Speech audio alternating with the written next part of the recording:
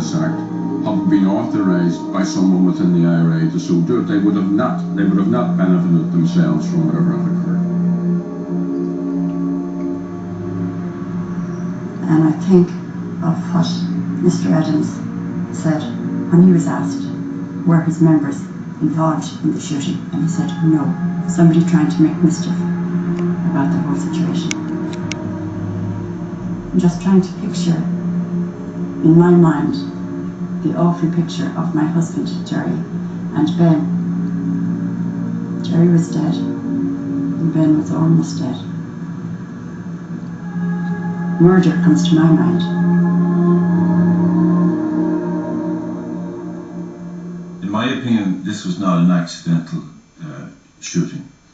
In my opinion, this was a deliberate shooting, and I base this on the angle of fire into the guarded car, the position of the shooter who was in close proximity to the guarded car.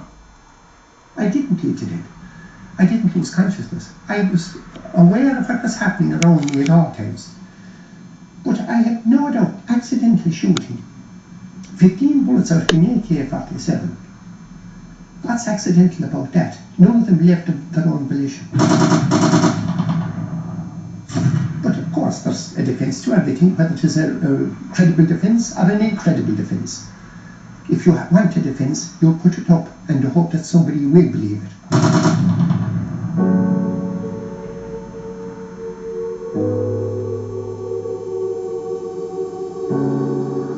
The first item I did at the post-mortem, I actually removed his revolver from his holster, which was loaded with 6 rounds, with no attempt to remove this weapon.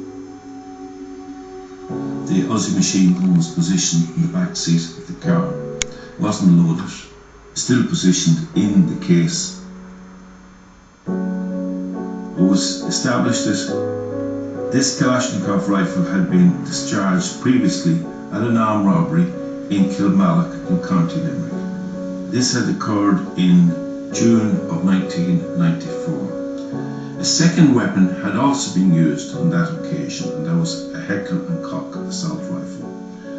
And the Heckler & Koch assault rifle had also been used previously in Mill Street in County Cork in January of 94, also for an armed robbery.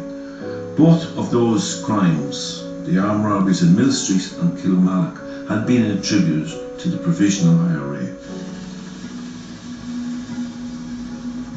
The day that Jerry McCabe was murdered, by the time I got to Limerick, through my own contacts, I had a list of 12 to 13 names of well-known provisional IRA and Sein Finn activists who were the likely targets and likely suspects for the murder of Jerry McCabe. The Munster Brigade was perhaps one of the most important units the IRA had south of the border in the Republic of Ireland for about 20 years.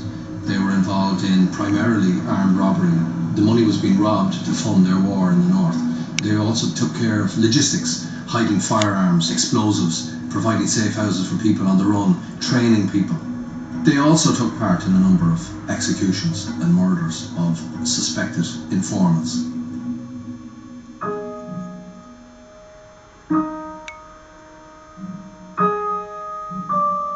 The funeral of Jerry McCabe was the biggest funeral that Limerick City had ever seen. The collective heart of Limerick City was out on the streets that day.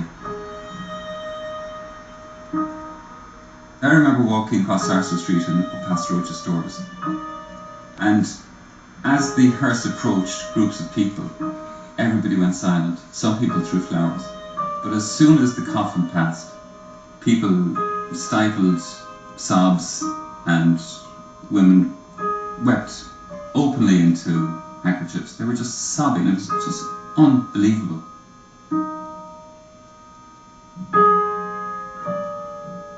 It was like a son of Limerick had died. It was like the heart had been torn out of the city. Both Ben and Jerry were parts of the street of Limerick. They were like a tag team. Where you saw Ben, you immediately saw Jerry, and where you saw Jerry, Ben immediately followed. They were like brothers that were joined at the hip. They were just incredible friends.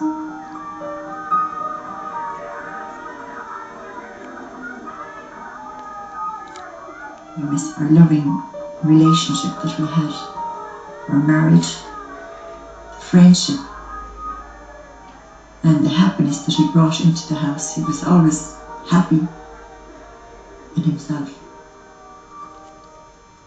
And you never get over missing him, ever, ever, ever. And I know I speak for John and Mark and Ian and Stacey and Ross, each and every one of them.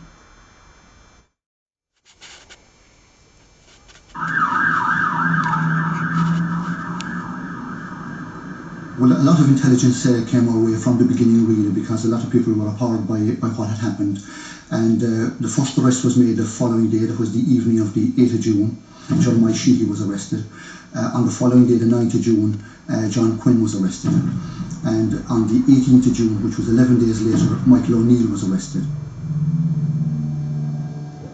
At that particular time, we believed they were very, very significant arrests.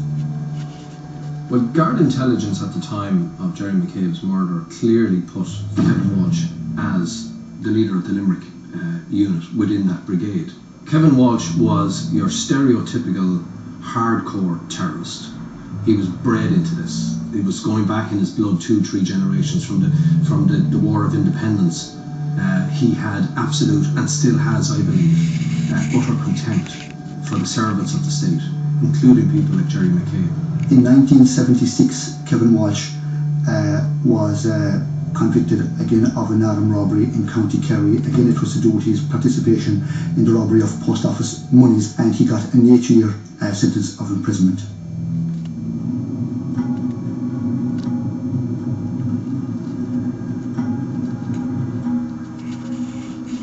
We are now entering Lishin Park, Patrickswell, County Limerick, where Kevin Walsh, the ringleader, lived with his wife and 2 kids.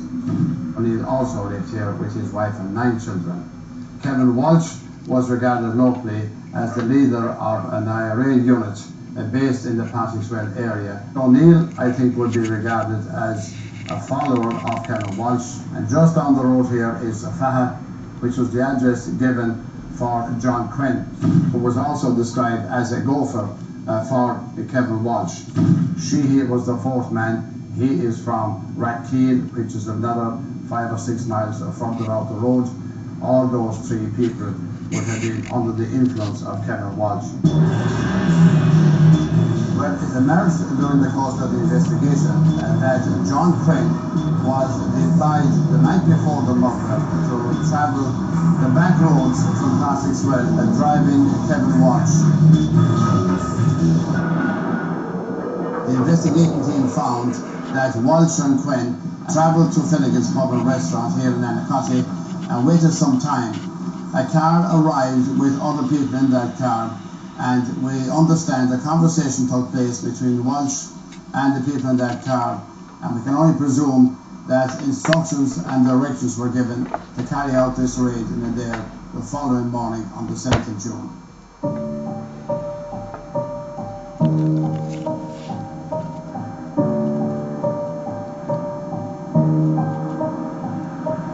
A significant development took place here in October 1997 on Cullough Beach near Rinville, County Galway, when Pierce McCauley was arrested at 3 o'clock on an October morning here on the beach. At that time, he was fighting with his girlfriend, Miss Fitzgerald from Pocon near Nina, County Tipperary, and the guards arrived and arrested him at 3 o'clock. Obviously, he had walked himself into a cul-de-sac, and that the only way out of this beautiful part of the country was to take to the water and probably swim towards Boston. Pierce McCauley was from Strabane, County Tyrone, a very experienced member of the Provost and a criminal for most of his life. He came to prominence in 1991 when he and Nestle Quinlivan, a native of Limerick, shot their way out of Brixton Prison, where they had been